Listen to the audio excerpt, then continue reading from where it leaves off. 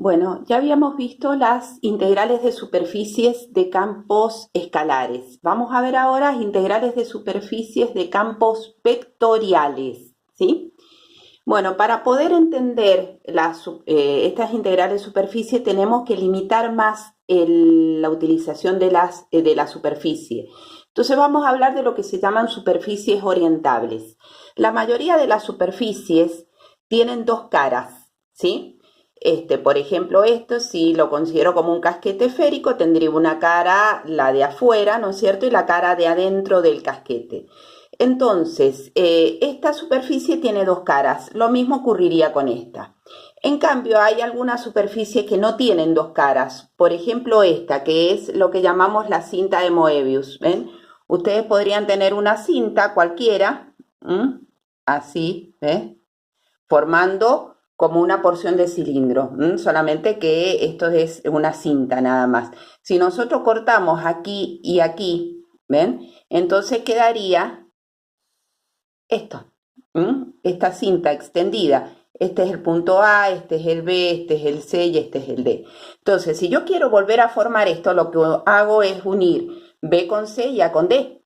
Pero si quiero formar la cinta de Moebius, ¿qué es lo que voy a hacer? Voy a unir B con D y C con A.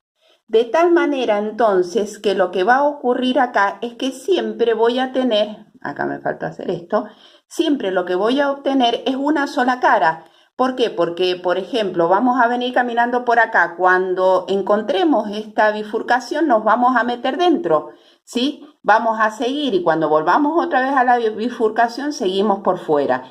Entonces, eso es lo que se llama una cinta de Moebius y no tiene dos caras, tiene solamente una. Entonces, esta cinta no es orientable. ¿Qué necesitamos entonces para que una superficie sea orientable?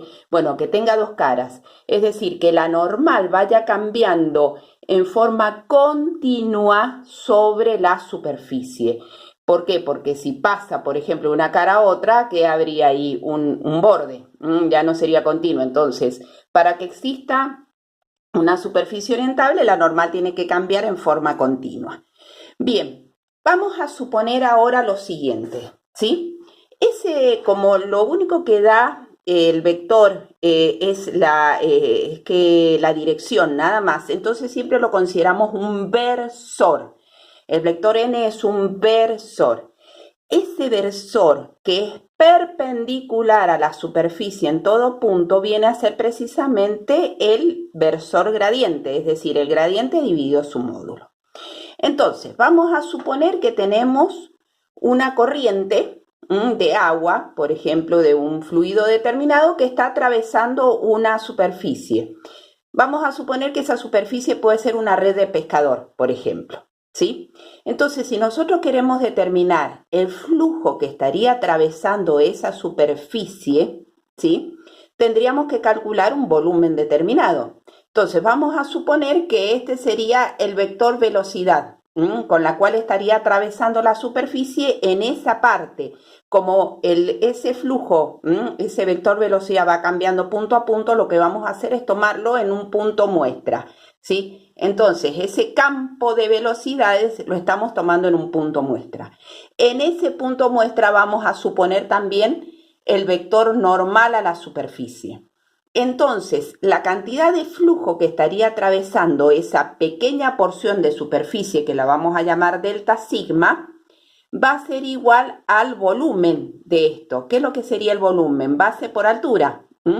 Entonces, como vamos a considerar la cantidad de flujo que atraviesa la superficie en la dirección del vector normal a la superficie, ¿qué tendríamos que calcular? Un producto escalar. Acuérdense que el producto escalar siempre representa la proyección de un vector sobre otro, ¿sí? Entonces, ¿qué estaríamos haciendo ahí? Determinando la cantidad de flujo que estaría atravesando la superficie en la dirección normal a esa superficie. Entonces, ¿qué hacemos? Bueno, esa pequeña porción de volumen va a ser igual entonces a la velocidad, ¿no es cierto? La altura que tiene en la dirección de la superficie, la altura de de ese flujo en la dirección del vector normal multiplicado por la base que es delta sigma. Entonces, ¿eso qué sería? Volumen de flujo que atraviesa en la dirección del vector del versor normal. Si nosotros sumamos todos estos flujos que estarían atravesando toda esta superficie, entonces encontraríamos el flujo total que estaría atravesando la superficie total. Entonces, ¿qué es lo que tendríamos? Tendríamos una integral de superficie del campo, que puede ser un campo cualquiera. En este caso nosotros lo hicimos para un campo de velocidades, pero puede ser un campo cualquiera, en la dirección del normal a la superficie, ¿sí? Entonces, esa expresión se llama flujo a través de la superficie y es la expresión de la integral de superficie de un campo vectorial. Recuerden lo que les dije, que todo lo que es campos vectoriales nacieron como una necesidad de la física, por eso todas o la mayoría de las aplicaciones que tienes a la física o demostramos todo en función de la física. Ese flujo, o sea, ese campo puede ser en este caso un campo de velocidades, si estoy considerando, supongámosle, el fluido agua, pero puede ser un flujo, un campo eléctrico, un campo magnético. De hecho, el teorema de Gauss, cuando ustedes lo ven en electricidad y magnetismo, están hablando precisamente de esto, el flujo que estaría atravesando la superficie. ¿Qué flujo? El flujo eléctrico, el flujo magnético, etc. ¿Sí? Entonces, esa sería la expresión de la integral de superficie.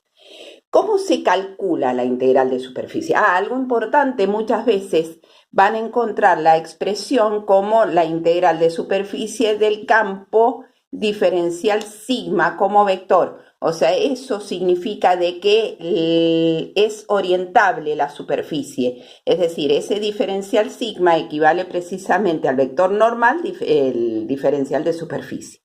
Bueno, ¿cómo calculamos una integral de superficie? Ya habíamos visto la expresión, es decir, fíjense, tenemos el campo, el vector normal a la superficie, el vector que es normal a la superficie es el vector gradiente. Entonces, como tiene que ser un versor, sería el gradiente dividido su módulo, ¿sí? Y el diferencial de sigma, ¿qué es lo que es? Ya lo habíamos calculado para las integrales de superficie un campo escalar. El diferencial de sigma tiene esta expresión. ¿Cómo llegaban a esa expresión? Bueno, ustedes tenían la superficie, ¿sí? La particionaban, cada partición es un diferencial, un delta sigma.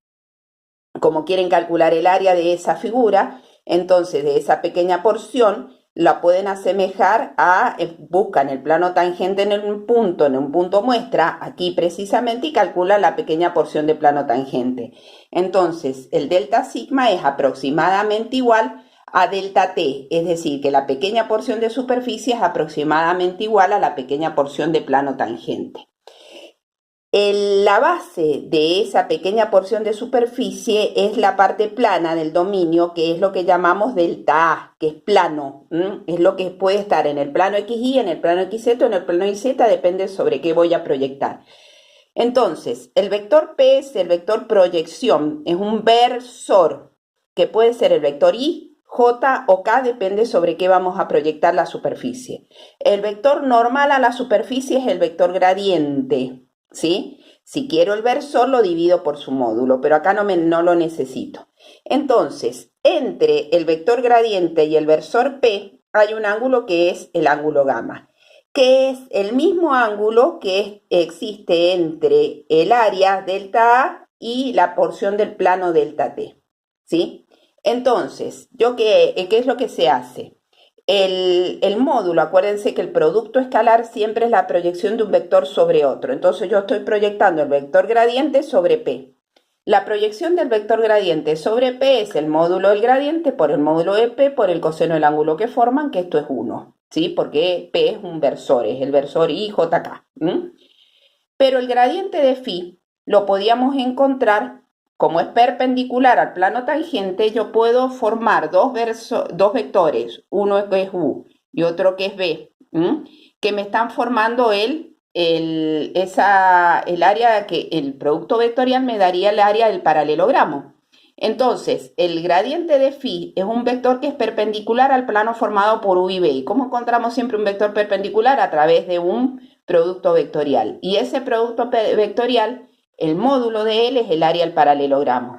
Entonces, si yo reemplazo gradiente de phi por U por B por P, ¿sí? Me daría el módulo de el U por B por el módulo de P por el coseno del ángulo que forman. Esto es delta T.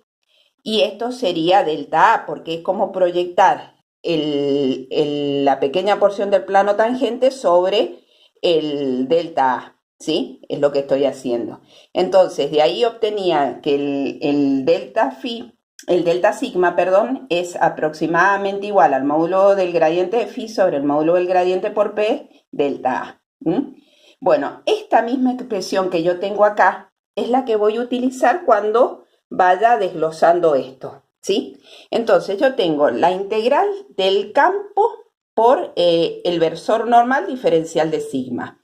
Entonces, si yo ahora voy a reemplazar la superficie en la integral, por lo tanto ya no voy a trabajar con sigma, sino voy a trabajar con la base que viene a ser esto, el dominio de, ¿sí? Entonces me va a quedar el campo que es F. El versor normal es el gradiente de phi sobre su módulo. Y el diferencial de sigma es módulo del gradiente de phi sobre el módulo del gradiente por P, diferencial área, ¿sí? Entonces, simplifico estas dos expresiones y ¿qué me va a quedar entonces? Que la integral de superficie del campo por n diferencial sigma la puedo calcular a través de la integral doble sobre la base D sobre la cual estoy proyectando, puede ser el plano XY, el plano XZ o el plano YZ, del campo por el gradiente de phi sobre el gradiente por P, diferencial de área. Esta es la regla de cálculo entonces para poder encontrar la integral de superficie.